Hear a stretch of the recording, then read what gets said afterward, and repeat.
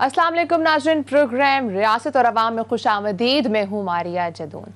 नाज़रीन, कल कौमी असम्बली के इजलास में सिर्फ बजट की कॉपीज चली थी, लेकिन आज सैनिटाइजर की बॉटल्स भी चली हैं। आज जब कौमी असम्बली का इजलास शुरू हुआ, ऑपोजिशन लीडर शहबाज शरीफ साहब ने तकरीर शुरू की तो एक बार फिर से शोर शराबा शुरू हो गया। ऑपोजिशन रुकन की जानिब से हुकूमती अरकान की तरफ बॉटल्स फेंकी गई जो हुकूमती रुकन कौमी असम्बली अकरम चीमा को लगी। आज तवक्को की जाती कि हालात कुछ बेटर होंगे, लेकिन आज जब कौमी असम्बली की प्रोसीडिंग शुरू हुई तो हालात संभल ना पाए।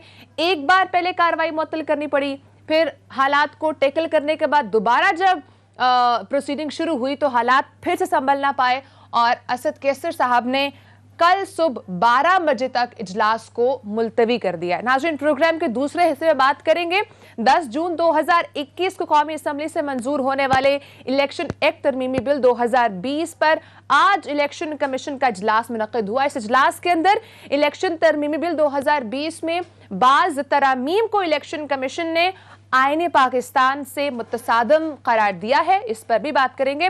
नाज़रीन, प्रोग्राम मेरे साथ मौजूद होंगे पाकिस्तान तहरीक इंसाफ से फरूक हबीब साहब और प्रोग्राम में ज्वाइन करेंगे मुस्लिम लीग नून के रहनुमा शेख रुहेल असगर साहब। लेकिन प्रोग्राम का आगाज अदील बड़ाइच आपसे अदील, बताइएगा आज कौमी असम्बली की प्रोसीडिंग क्या रही? आप वहां पर मौजूद थे, आज एग्जैक्टली क्या हुआ?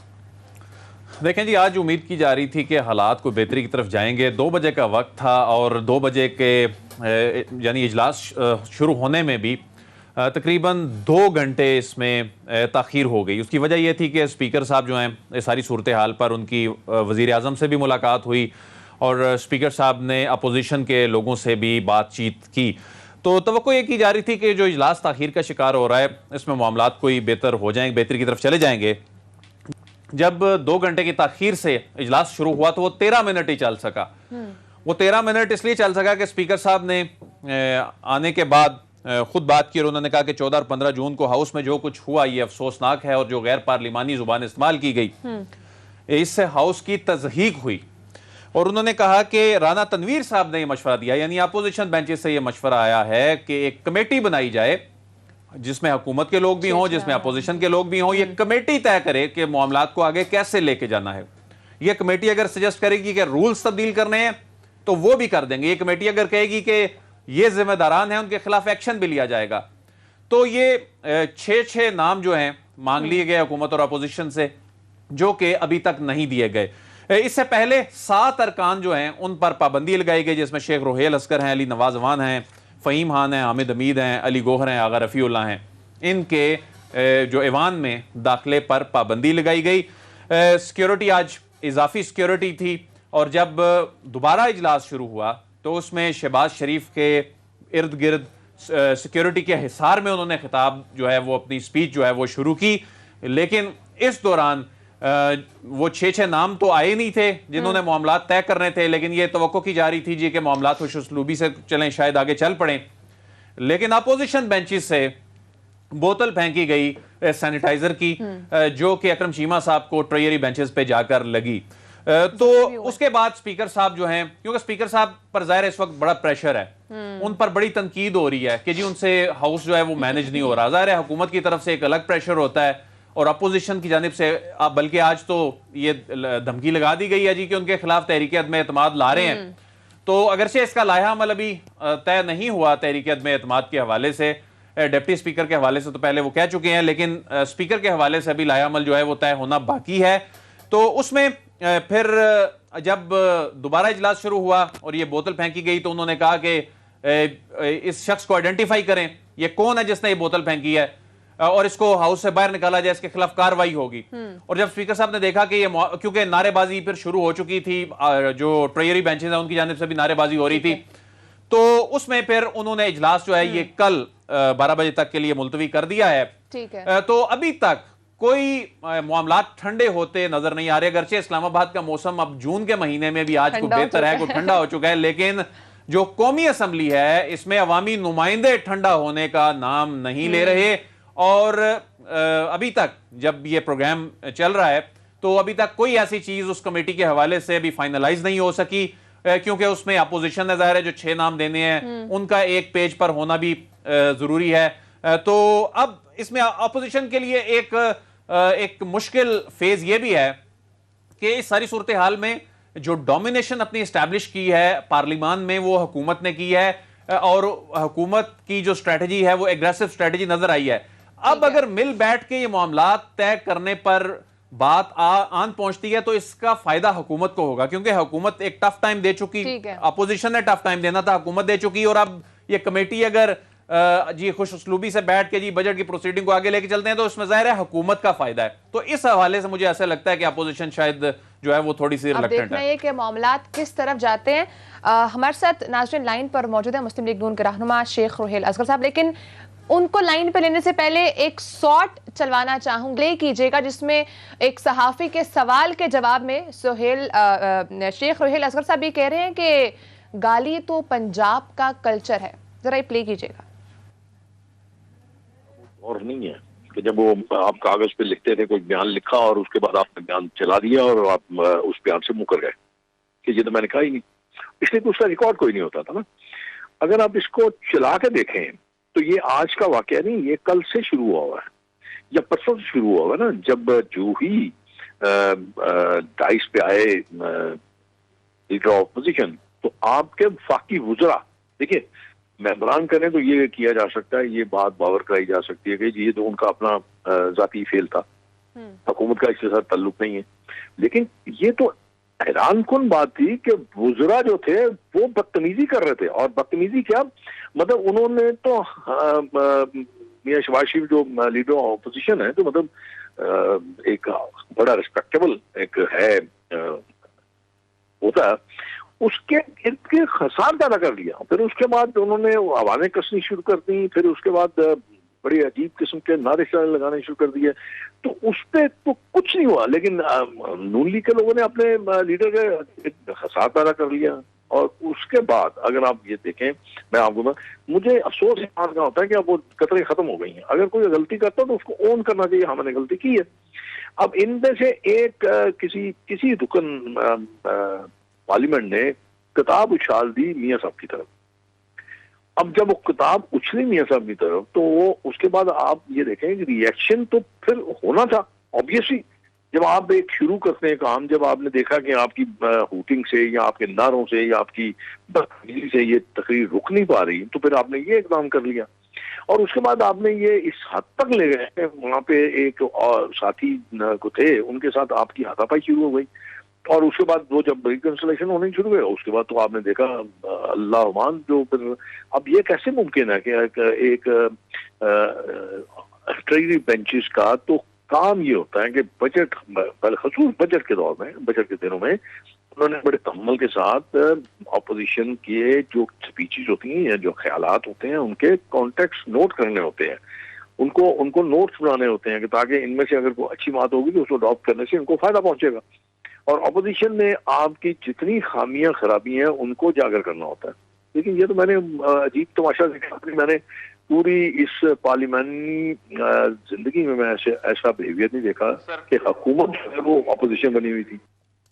شیخ صاحب یہ بتائیں کہ ڈپٹی اسپیکر کے بعد اب اسپیکر قومی اسمبلی پر بھی عدم اعتماد کا جو ہے وہ اعلان کر دیا گیا ہے کہ تحریک لائی جا رہی ہے، کیا یہ معاملہ تحریک عدم اعتماد تک رہے گا، آگے جائے گا، اس معاملے پہ ہو کیا رہا ہے؟ یہ دیکھیں میں یہ جو آپ کا یہ سوال ہے نا، اس سوال کا جواب دینے کی پوزیشن میں اس لیے نہیں ہوں کہ میں اس کمیٹی کا یا اس لیڈرشپ کا میں حصہ نہیں ہوں، لیکن سنی بات تو میں نے یہ آپ دیکھیں نا، جب آپ ایک بات کرتے ہیں مثال کے طور پہ آپ دیکھیے، میں آپ کو ایک بات بتاتا ہوں، اس کا حال دیکھیے کہ اسپیکر ایک فیصلہ کرتا ہے، میں اکیوز ہوں، مجھے یار کم از کم بلا کے پوچھ لو، مجھے دکھا دو کہ تم نے یہ غلطی کی ہے، اور میں شرمندہ ہوں کہ ہاں میں نے یہاں یہ غلطی کی ہے، میرے تو سامنے نظر آ رہا ہے کہ میں نے غلطی کر رہا ہوں، آپ مجھے دکھاتے نہیں ہیں، مجھ سے آپ بات نہیں کرتے، اور ہاں ایک لسٹ آپ پکڑا دیتے ہیں ملازمین کے ہاتھ میں کہ یہ آپ ان کو ہاؤس میں نہ آنے دیں۔ اب میرے پاس میں نے احترام کیا ملازمین کا کہ میں نہیں جا رہا، لیکن اسپیکر کو اتنا ہی علم نہیں ہے، اسپیکر کو اتنا احساس نہیں ہے کہ یہ اس کے پروگریٹو نہیں ہے، وہ کر ہی نہیں سکتا یہ آرڈر، اس کو بھی آپ پر پابندی لگائی گئی، لیکن میں بھی گیلری میں موجود تھا، لیکن آپ جب اسپیکر صاحب اٹھ کے گئے تو آپ بھی ایوان میں موجود تھے، تو آپ پھر کیسے وہاں پر ایوان میں موجود تھے؟ इजलास नहीं हो रहा था ना, इजलास के दौरान तो मैं चला गया था, बाहर चला गया था। फिर जब इजलास शुरू हुआ मैं फिर बाहर चला गया था। मैं तो उस इजलास का हिस्सा बन नहीं सकता था ना, क्योंकि उन्होंने मुझे तो इजलास में आने से मना कर दिया था ना। मैं इजलास में तो नहीं आ सकता, लेकिन प्राइमसीज में आने से तुम मुझे नहीं रोक सकते। शेख साहब, आपने कहा है कि पंजाब का कल्चर है गाली देना, ये कब से पंजाब का कल्चर हो गया? तो वो अगर मजा मैंने बात की थी कि देखें, बात ये है कि आप देखें, मेरी बात सुनें। आपको शायद इस बात का इल्म नहीं है कि मैंने पिछले मेरे ख्याल में शायद 10 साल हो गए होंगे, मुझे 10-11 साल हो गए। अब मैंने 1 साल 2 साल हुआ मैंने ये टॉक शोज आपके छोड़ दिए। आप ऐसे कीजिए कि रिकॉर्ड तो आपका पड़ा होगा, चैनल भी पड़ा होगा, दूसरे चैनल कोई निकाल लीजिए जिसमें मैंने कभी ऐसी बात की हो कि जिससे किसी भी शख्सियत की या किसी लीडरशिप की दिलआजारी हुई हो। मैं तो हमेशा कोशिश करता रहा हूं, बल्कि मैं कहता रहा हूं, बरमला कहता रहा हूं कि अल्फाजों का चुनाव दुरुस्त करो यार। वो एक ऐसा फोरम है जिसमें आपने करना होता है। अब आप मैं मुझसे आप ये पूछें ये गालियां यार मेरे, आप जाके देखिए जरा, आप देहातों में चले जाएं या शहरों में चले जाएं, तो ये काम रूटीन बन गई। उसकी वजह क्या है? उसकी वजह मैं, उसका जिम्मेदार भी मैं हूँ। जिम्मेदार इसलिए मैं अपने आप को कह रहा हूँ कि हमारे ये अब बर्दाश्त का जो एक था ना अंसर, वो खत्म होता जा रहा है। जब आपकी बर्दाश्त खत्म होती है तो फ्रस्ट्रेशन में आ जाते हैं, आप लाउड हो जाते हैं। तो ये तजवीज तो अपोजिशन ने दी थी कि पार्लिमानी कमेटी बनाई जाए, वो 6 नाम हुकूमत और अपोजिशन ने देने थे, तो वो नाम दे क्यों नहीं रहे ताकि मामला खत्म हो? मैं वही तो आपको बात कर रहा हूं कि आपको यकतरफा चीज का पता है ना, तो इस बात का इल्म है कि अपोजिशन ने एक और इनको तजवीज दी थी, और वो बड़ी खूबसूरत तजवीज थी। वो तजवीज ये थी कि आप आज तय कर लीजिए हमारे साथ कि आपके लीडर बात करेंगे तो हम उसमें इंटरफेयर नहीं करेंगे, और जब हमारे लीडर बात करेंगे तो आप उसमें इंटरफेयर नहीं करेंगे। इससे बैकआउट कर दी गवर्नमेंट। इसमें कौन सी बुरी बात थी? इसमें कोई बुरी बात थी? ये तो बड़े बेहतरीन एक SOP बनाया जा रहा था जिससे बड़ा अच्छा आसानी से हाल चलता। अब जहां रहेगी बात के अपने नाम देने की, अब नाम देने की बात तो ठीक है, अब स्पीकर को यही नहीं पता कर क्या गया, वो वहां पे बोल के गया। स्पीकर साहब ये क्या कहेंगे कि मैं उस वक्त का इजलास नहीं चलाऊंगा जब तक हुकूमत और अपोजिशन का आपस में पैचअप नहीं होता। खुदा के बंदो, अक्ल के अंधो, ये बजट इजलास है जिसका एक एक मिनट कीमती है यार। आप क्यों नहीं सोचते कि ये अगर खुदा ना खास्ता 30 जून चली जाती है तो उसके बाद तो आप सेंट्रल पाकिस्तान पूरा का पूरा मुंजमद होकर रह जाएगा। जिनको यही समझ नहीं है तो हम क्या, मैं खोल के तो नहीं बुला सकता, बाजार से मिलती हो अगर कीमत में तो मैं लेके। शाहिद खान अब्बासी साहब तो कह रहे हैं उन्हें खदशा है कि जमहूरियत के खिलाफ कुछ साजिश हो रही है कहीं से, आपको भी लगता है? मैं आपसे गुजारिश कर रहा हूँ, साजिश का तो मुझे पता नहीं क्योंकि मैं तो नहीं जानता, लेकिन मैं जो देख पा रहा हूँ, अब मैं अगर मैं नाम लूंगा तो वो मेरे हिसाब में मुनासिब नहीं रहेगा। आपके चैनल पे जिन दोस्तों के मैं सुनता रहता हूँ ना, मैं कौन सा उनकी तरह मेरे में पीरी मरीदी है, मैं बड़ा पीर हूँ जो मुझे आ जाता है, सारा इल्हाम हो जाता है। वो सारे पीर शीर उनके पास ही हैं, मेरे पास तो कुछ भी नहीं है यार। मेरे पास तो वो क्या कहते हैं, अकल व शऊर भी नहीं है।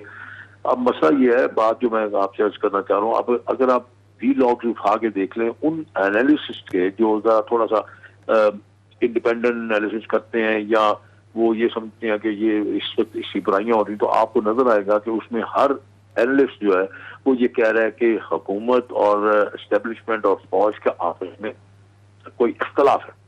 और इस बजट के पास ना होने से या इस बजट का खराब होने से ये हो सकता है कि वो मैसेज एक दिया जा रहा हो कि अगर आप हमें मुनासिब जगह नहीं देंगे या आप हमारे साथ बात नहीं करेंगे तो शायद हम तो ये भी कर सकते हैं। तो मुझे तो इस किस्म की कोई लग रही है चीज के ये, वरना तो मुझे लग रहा है कि इनके अकल की मेरे शऊर की कमी है। और मैं हालांकि बजट के दौरान तो हुकूमत बड़ी सबमिसिव हुई होती है। अच्छा शेख साहब ये भी बताइएगा कि लोग ये तस्वुर कर रहे हैं और कहा भी जा रहा है कि शायद मरियम नवाज शरीफ साहब से हिदायत लेकर आगे शाहिद खान अब्बासी को हिदायत दे रही हैं कि ये एग्रेसिव पॉलिसी लेकर चलनी है। اگریشن تو میں آپ کو بتا رہا ہوں کہ اگریشن تو ہماری طرف سے ہوئی نہیں. شاہد خان عباسی اتنا ٹھنڈا آدمی ہے, اگر اس ٹھنڈے آدمی کو غصہ چڑھتا ہے تو آپ سمجھ لیجیے کس حد تک بدتمیزی کرتے ہوں گے یہ لوگ. اب میں وہی آپ سے عرض کر رہا ہوں کہ ایک چیز کو خام خواہ بنا کے پیش کر دینا, کیونکہ اب دیکھیں نا مریم کا آپ نے نام لیا, بیٹی اپنی آگے صفائی دینے اور دے کیوں جب اسے ایک بات کی نہیں, جب اسے ایک بات کا کسی نے ذکر ہی نہیں کیا, نہ اس کا کوئی اس معاملے سے تعلق ہے, تو یہ کیوں کلیریفیکیشن کو دیتا پھر کہ جی مریم نواز کے متعلق آپ سوال کر رہی ہیں اور جواب میں دوں یا کوئی اور جواب دے. بات ہی ایسی کوئی نہیں. اور اس میں یہ آپ میں پھر دوبارہ آپ کو کہہ رہا ہوں کہ ایگریشن اور نیگیٹیوٹی یہ تو گورنمنٹ کی طرف سے شروع ہوئی ہے. ٹھیک ہے, بہت شکریہ شیخ روہیل صاحب اپنے پروگرام کو ٹائم دیا. عدیل, آپ کو کیا لگ رہا ہے گفتگو سنی, کیا واقعی میں ایسا ہی جس طرح ابھی شیخ روہیل صاحب کی جانب سے فرمایا جا رہا ہے کہ ہم کوئی اگریسو پالیسی لے کے نہیں چل رہے ہیں؟ دیکھیں, یہ جو حکومت کی جانب سے یہ جو ریئیکشن نظر آ رہا ہے نا, بنیادی طور پر یہ بجٹ جب پیش کیا گیا اور اس دوران جس قسم کے الفاظ استعمال کیے گئے وہاں پر, اور وزیر اعظم کی موجودگی میں بھی جس طرح کے الفاظ استعمال کیے جاتے ہیں ایوان میں, تو حکومت نے پھر اس مرتبہ ظاہر ہے جو طے کر لیا تھا کہ اس انداز میں ریئیکشن جو ہے حکومت نے دینا ہے. لیکن یہ معاملہ حکومت نے نہیں شروع کیا. میرے خیال میں یہ معاملہ جو ہے یہ اپوزیشن کی جانب سے شروع کیا گیا تھا, اور یہ معاملہ آج سے شروع نہیں ہوا, بلکہ یہ معاملہ جس طرح کہ میں پہلے بھی کہہ چکا ہوں, جب سے وزیر اعظم جو ہیں وہ اقتدار میں آئے ہیں, ان کی وکٹری سپیچ سے یہ معاملہ شروع ہوا تھا اور ان کو بات نہیں کرنے دی گئی تھی. اور آج تک حکومت کے لوگوں جب بھی وہ بات کرتے ہیں یا یہ لوگ واک آؤٹ کر کے باہر چلے جاتے ہیں یا شور مچاتے ہیں, تو اس مرتبہ ظاہر ہے حکومت نے کیا, تو حکومتوں سے اس طرح کی چیزیں توقع نہیں کی جاتی, اور خاص طور پہ بجٹ میں تو بالکل نہیں کی جاتی. لیکن حکومتی رکن ہمارے ساتھ موجود ہے اس وقت ہمیں جوائن کے لیے پاکستان تحریک انصاف سے فاروق حبیب صاحب نے. فاروق صاحب بہت شکریہ, آپ نے پروگرام کو ٹائم دیا. پہلے تو یہ بتائیے گا کہ آپ بجٹ کس طرح سے منظور کروائیں گے؟ آپ لوگ, حکومت کی اسٹریٹجی ہوتی ہے اور اس سے ایکسپیکٹ بھی کیا جاتا ہے کہ وہ پولائٹلی چیزوں کو لے کر چلیں گے. آپ کی طرف سے اگریسو موڈ, کیا آپ کو لگتا ہے کہ چیزیں حل کی جانب جا سکیں گی؟ نہیں, دیکھیں یہ ایک پس منظر ہے اس کا. اپوزیشن جو ہے وہ انہوں نے ڈے ون سے وزیر اعظم کو تقریر نہیں کرنے دی پارلیمان میں جتنے بائیکاٹ اپوزیشن نے اس دور کے اندر کیے ہیں, نہ انہوں نے 2008 سے 2013 کے درمیان کیے, نہ انہوں نے 13 سے 18 کے درمیان کیے. 13 سے 18 نون لیگ کی حکومتی پیپلز پارٹی نے کتنے بائیکاٹ کیے, 8 سے 13 کے درمیان پیپلز پارٹی کی حکومتی نون لیگ نے کتنے بائیکاٹ کیے, کتنی بار شور شرابہ ڈالا عوام میں, کتنی بار ہلڑ بازی کی. لیکن یہ تو کرمنلز ہیں, ان کے اوپر کیسز ہیں. یہ اس چیز کو چاہتے ہیں کہ ہم ایوان کو چلنے نہ دیے ہیں, ایوان کا ماحول خراب کریں. آپ نے دیکھا کل جس قسم کی زبان علی گوہر بلوچ اور ان کے دیگر ایم این اے نے وہاں پر استعمال کی, اور وہ تمام مریم صفدر کی طرف سے ہدایات آ رہی تھی, شاہد خاقان عباسی کو ہدایات ان کے آگے کان میں پہنچا رہے تھے, ان کے چیف وپ وہ تمام چیزوں کو جو ہے وہ آگے بڑھا رہے تھے. ملیکہ بخاری کی ہماری آنکھ زخمی ہوئی, ہماری ایم این اے کی. آج ہماری حکومتی کمیٹی خود ان کے پاس چل کے اپوزیشن چیمبر کے اندر گئی ہے. عامر ڈوگر, علی محمد صاحب, خالد مقصی صاحب, ہمارے اقبال محمد علی صاحب جو ایم کیو ایم سے ہمارے اتحادی ہیں, وہ گئے ہیں. آئیں بیٹھ کے ضابطہ اخلاق کے اوپر بات کریں, آئیں بیٹھ کے کوڈ آف کنڈکٹ طے کر لیں, آئیں بیٹھ کے سارا جو بجٹ سیشن ہے اس کی تمام جو آگے کس طرح سیشن کو لے کے چلنا ہے اس کو طے کر لیں. لیکن یہ اس کے اوپر آنے کی بجائے شہباز شریف نے تقریر شروع کی ہے, اور وہاں سے انہوں نے جو ہمارے ممبران بیٹھے ہیں ان کے اوپر سینیٹائزر کی بوتلیں پھینکنا شروع کر دی, جو کہ ہمارے ایک ایم این اے کراچی سے اکرم چیمہ ہیں, ان کے منہ کے اوپر لگی ہے, جس سے ان کا چہرہ جو ہے وہ زخمی ہوا ہے, اور اس کی ویڈیوز بھی سامنے آ چکی ہیں, باہر آ چکی ہیں. یہ ہے ان کا حقیقی چہرہ. جو گلو کریسی یہ ماڈل ٹاؤن میں کر رہے تھے, جو انہوں نے گجرانوالہ میں کیا, جو انہوں نے نیب کے دفتر کے باہر گلو کریسی کی, جو انہوں نے 98 کے اندر انہوں نے سپریم کورٹ کے اوپر حملہ کیا تھا, وہ تمام گلو کریسی انہوں نے سڑک سے اٹھا کر آج پارلیمنٹ کے ایوان میں لے آئے ہیں. قانون سازی میں ان کی دلچسپی کا عالم یہ ہے کہ 110 قوانین پاس ہوئے ہیں, ان میں سے بہت سارے قوانین ایسے تھے جو 2019 سے 2021 آ گیا پینڈنگ پڑے ہوئے تھے, جس کے اوپر نہ یہ ڈیبیٹ کرتے تھے, نہ کام کرتے تھے, کچھ کرنے کو تیار نہیں تھے. ان قوانین کو جب حکومت نے پاس کیا, انہوں نے مگرمچھ کے آنسو بہانا شروع کر دیے, کیونکہ ان کا جو رجحان ہے وہ رجحان کبھی استعفے دینے پہ کنفیوز تھے, کبھی عدم اعتماد دینے پہ کنفیوز تھے, کبھی لانگ مارچ کرنے کے اوپر یہ کنفیوز تھے. فاروق صاحب یہ بتائیں کہ عدم اعتماد اب آ رہی ہے اسپیکر صاحب کے خلاف بھی, تو اس کو کس طرح کاؤنٹر کریں گے؟ دیکھیں بات یہ ہے کہ یہ تو میں نہ مانوں والی بات ہے، اور یہ چاہتے ہیں کہ یہ ڈکٹیٹ کریں عوام کی کارروائی کو. یہ نہیں ہو سکتا. اسپیکر نے جو ہے وہ کسٹوڈین آف دا ہاؤس ہیں، انہوں نے ہاؤس کو رولز اینڈ ریگولیشن کے مطابق چلانا ہے. انہوں نے ایوان کو جو ہے وہ کسی کی منشا کے اوپر، کسی کی گلوکریسی پالیسی کے میں تحت نہیں چلانا. تو لہذا میں یہ سمجھتا ہوں کہ یہ اپنا شوق جو پورا کرنا چاہتے ہیں کریں. پہلے یہ ڈپٹی اسپیکر کے خلاف لے کر آ رہے تھے، آج یہ اسپیکر کے خلاف لے کر آ رہے ہیں. یہ ان کا مائنڈ سیٹ ہے. اور آپ یہ دیکھیں کہ ان کے لوگ کس بیمار ذہنیت کے مالک ہیں، اور جن کی یہ سرپرستی کرتے ہیں ان کو یہ کہہ رہے ہیں جی کہ یہ گالم گلوچ جو ہے وہ پنجاب کا کلچر ہے. یہ پنجاب کا کلچر نہیں ہے، ہرگز یہ پنجاب کا کلچر نہیں ہے. لیکن یہ کسی کا ذاتی کلچر ہو سکتا ہے، مسلم لیگ نواز کا یہ کلچر ہو سکتا ہے، لیکن پنجاب کے لوگ ماؤں بہنوں کی عزت کرنے والے لوگ ہیں. ان کے نام کے اوپر گالم گلوچ کرنے والے لوگ نہیں ہیں. یہ اس کو بنیاد بنا کر جو ہے وہ تمام چیزوں کو اس طرف لے کے چلنا چاہتے ہیں. میں سمجھتا ہوں کہ اس سے ان کا مذموم چہرہ جو ہے وہ بے نقاب ہوا ہے، اور لوگوں کو نظر آیا ہے کہ ایوان کی کارروائی جو ہے وہ کون نہیں چلنے دینا. اچھا فاروق صاحب، یہ جو اب سچویشن ساری کریٹ ہو چکی ہوئی ہے، اب اگلی حکومت کی کیا اسٹریٹجی ہے؟ اس تمام معاملات کو کس طرح سے ڈیل کریں گے آپ؟ یہ آپ وہ باتیں کر رہے ہیں جو کہ کسی بھی ایک جمہوری ملک کے اندر جہاں پر بہت زیادہ مہذب لوگ ہوں، اپوزیشن کے اندر بھی، پارلیمنٹ کے اندر بھی، یہاں پر تو وہ لوگ ہیں جو اپنے کیسز کو بچانے کے لیے، جو اپنے قبضوں کو بچانے کے لیے الیکشن لڑتے ہیں، ایوان کے اندر آ جاتے ہیں، پھر اس کی پروٹیکشن کے لیے کسی بھی حد کو جانے کو تیار ہے. تو لہذا میں یہ سمجھتا ہوں کہ جو بھی معاملہ ہوگا وہ قانون اور آئین کے مطابق ہوگا، اور ان کو جو ہے وہ ایوان کا تقدس ہم کسی صورت پامال نہیں کرنے دیں گے. اور اسپیکر صاحب کو چاہیے کہ ایوان کا تقدس جو ہے اس کو ریسٹور کریں، اور ان کے خلاف جو ہے وہ کارروائی کریں جنہوں نے آج اس ماحول کو پھر سے خراب کرنے کی کوشش کی. آج تو جو ہے وہ حکومتی اراکین کی جانب سے تو کسی قسم کا کوئی معاملہ نہیں تھا. آج اکرم چیمہ تو اپنی سیٹ کے اوپر بیٹھے ہوئے تھے. ان کے خلاف جو ہے وہ انہوں نے جس انداز سے حملہ آور ہوئے ہیں، جس انداز سے ان کے اوپر بوتلیں پھینکی گئی ہیں، یہ تو کسی قسم کا کوئی مہذب معاشرہ جو ہے وہ ان رویوں کو جو ہے وہ پروان چڑھانے کی اجازت. ٹھیک ہے، بہت بہت شکریہ فاروق حبیب صاحب، اپنے پروگرام کو ٹائم دیا. ناظرین بریک کا ٹائم ہوا ہے. ناظرین ہم بات کریں گے الیکشن ترمیمی بل 2020 میں بعض ترامیم پر. الیکشن کمیشن نے یہ کہا ہے کہ یہ جو ترامیم ہیں یہ آئین پاکستان کے متضاد ہیں. اس پہ بات کرنے کے لیے بریک کے بعد ہمارے ساتھ احمد بلال محبوب صاحب ہوں گے، ساتھ ہی رہے گا.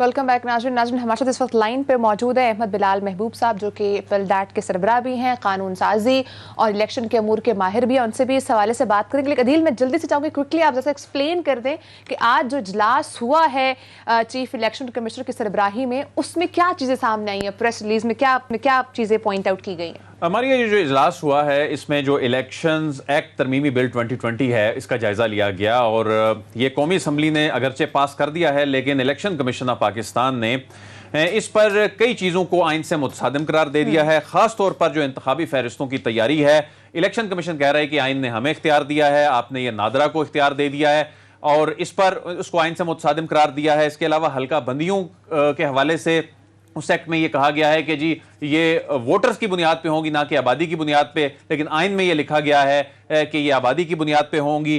تو پھر اس کے علاوہ جو سینٹ الیکشن کا جو معاملہ چلا آ رہا تھا، جی حکومت کہہ رہی تھی کہ یہ اوپن بیلٹ سے ہونا چاہیے، تو اس میں خفیہ کی بجائے اوپن بیلٹ لکھ دیا گیا ہے، جس پہ الیکشن کمیشن نے کہا ہے کہ یہ جو صدارتی ریفرنس پر عدالتی رائے ہے یہ اس سے مطابقت نہیں رکھتا.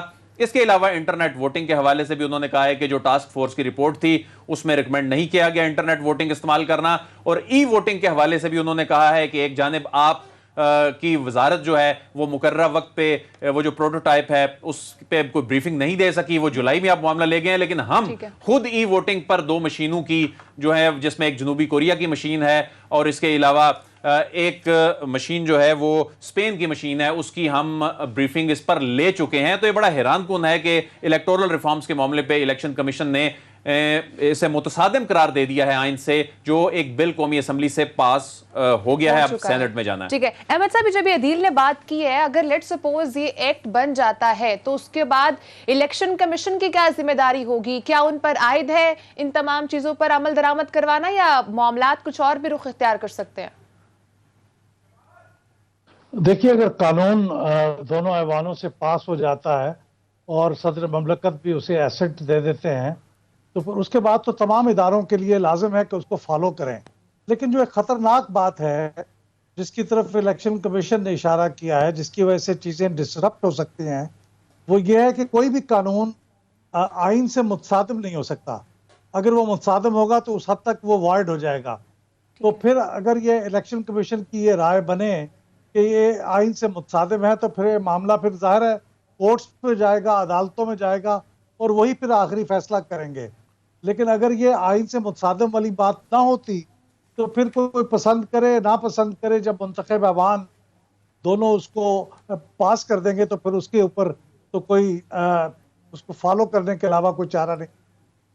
احمد صاحب یہ بتائیے کہ جو آئی ووٹنگ اور ای ووٹنگ کے حوالے سے آپ کی اس میں کیا رائے ہے؟ کیا یہ پاکستان جیسے ملک میں یہ ڈویبل ہے؟ اس کے اچھے نتائج سامنے آ سکتے ہیں؟ انٹرنیٹ ووٹنگ پہ تو اگرچہ کچھ ریزرویشنز جو سامنے آئی ہیں، لیکن ای ووٹنگ کے حوالے سے، یعنی جو یہاں پاکستان کے پولنگ سٹیشنز میں استعمال ہونی ہے، اس کے حوالے سے الیکشن کمیشن بھی چاہتا ہے، لیکن آپ کیا سمجھتے ہیں کہ یہ ہو سکتا ہے؟ دیکھیے جو انٹرنیٹ ووٹنگ ہے اس میں آپ نے بالکل صحیح کہہ دیا ہے کہ اس کے بارے میں تو تقریباً ایک کنسنسس سا ہے کہ یہ سیکیور سسٹم نہیں ہے. اس لیے اس کے اوپر تو میں زیادہ بات نہیں کرتا. لیکن جو الیکٹرانک ووٹنگ مشین کا معاملہ ہے وہ میرے خیال میں جلد بازی کا شکار ہو رہا ہے، کیونکہ اگر آپ اس کو ایک تو پروکیورمنٹ بھی 2023 کے انتخابات سے پہلے ایک بہت بڑا چیلنج ہوگا، لیکن اگر پروکیورمنٹ ہو بھی جائے تو لوگوں کی ٹریننگ ہو سکے گی، لوگوں کو اس سے فیملیرائز کیا جا سکے گا، ان کی سٹوریج کی پراپر فیسلٹیز کریٹ کی جا سکیں گی. یہ میرے خیال احمد صاحب، آپ کو میری آواز آ رہی ہے؟ بہت مہنگا سودا بھی ہے. تقریباً جی مجھے آپ کی آواز آ رہی ہے. 1 سے 1.5 بلین ڈالر کی اس کے اوپر تقریباً اخراجات آنے کا تخمینہ ہے، جس میں ٹریننگ بھی شامل ہے، اس میں آپ کے بایو میٹرک کے یونٹ بھی شامل ہے، اس میں آپ کا پرنٹر یونٹ بھی شامل ہے. تو یہ ایک مشین نہیں ہے، یہ 5-6 مشینوں کا ایک پیکج ہے. تو اگرچہ میں سمجھتا ہوں کہ میں ذاتی طور پہ سمجھتا ہوں کہ الیکٹرانک ووٹنگ مشین کی افادیت کی جو بات آ رہی تھی وہ تو یہی کہی جا رہی تھی نا کہ اس کے نتیجے میں نتائج کے بارے میں کچھ اتفاق رائے پیدا ہو جائے گا. لیکن اگر مشین کو استعمال کرنے کے بارے میں ہی اتفاق رائے پیدا نہیں ہو رہا تو پھر کل کو اس کے ذریعے سے جو نتائج حاصل ہوں گے اس کے اوپر اتفاق رائے کیسا ہو؟ یہ چیزیں بھی ریگولیٹ کر رہی ہیں جو اپوزیشن کی طرف سے اٹھائی جا رہی ہیں کہ شاید اس میں ہیکنگ کا سسٹم ہے، ہیکنگ پاسبل ہے، اور اس کے ساتھ ساتھ جتنا ووٹ چوری اس سسٹم کے تھرو ہو سکتا ہے شاید کسی اور سسٹم کے تھرو نہیں ہو سکتا. ان باتوں میں کتنی صداقت ہے؟ آپ کو لگتا ہے کہ یہ ایک ٹرانسپیرنسی لے کر آ سکتا ہے یہ الیکٹورل ووٹنگ کا سسٹم؟ دیکھیے جہاں تک ہیکنگ کا تعلق ہے، میری رائے میں مشین ایک سٹینڈ الون مشین ہے، یہ انٹرنیٹ سے کنیکٹڈ ہے، تو اس کے اوپر اس طرح سے ہیکنگ تو نہیں ہو سکتی، کیونکہ ہیکنگ عموماً انٹرنیٹ کے ذریعے سے باہر سے جب کوئی کنیکٹ ہوتا ہے. لیکن الیکٹرانک ووٹنگ مشین میں مینوپولیشن کے کوئی اور پاسبلٹیز ہیں، جیسے اس کے اندر ایک چھوٹی سی چپ ہوتی ہے، آپ اس چپ کو مینوپولیٹ کر سکتے ہیں اور اس کے ذریعے سے پھر انتخابات پہ اثر انداز ہو سکتے ہیں. اس کی سٹوریج کے دوران وہ چپ کو تبدیل کیا جا سکتا ہے، یہ بھی ہو سکتا ہے. لیکن یہ سارے خدشات غلط بھی ہو سکتے ہیں. یہ ہندوستان میں یہ خدشات دور کرتے کرتے پہلی دفعہ جب استعمال کی گئی، جب تمام کانسٹیٹوئنسیز میں استعمال ہوئی تو اس کے درمیان 22 سال کا تھا، 20-22 سال کا. وہ یہ نہیں تھا کہ اس پہ کوئی ٹیکنالوجی کو ڈیولپ کرنے کے لیے اتنا وقت لگا، لیکن لوگوں کو کنونس کرنے میں، لوگوں کو تیار کرنے میں، لوگوں کو ٹرین کرنے میں عرصہ لگا. تو یہ 2 سال کے عرصے میں اگر آپ کریں گے تو یہ خدشات دور نہیں کر سکیں گے.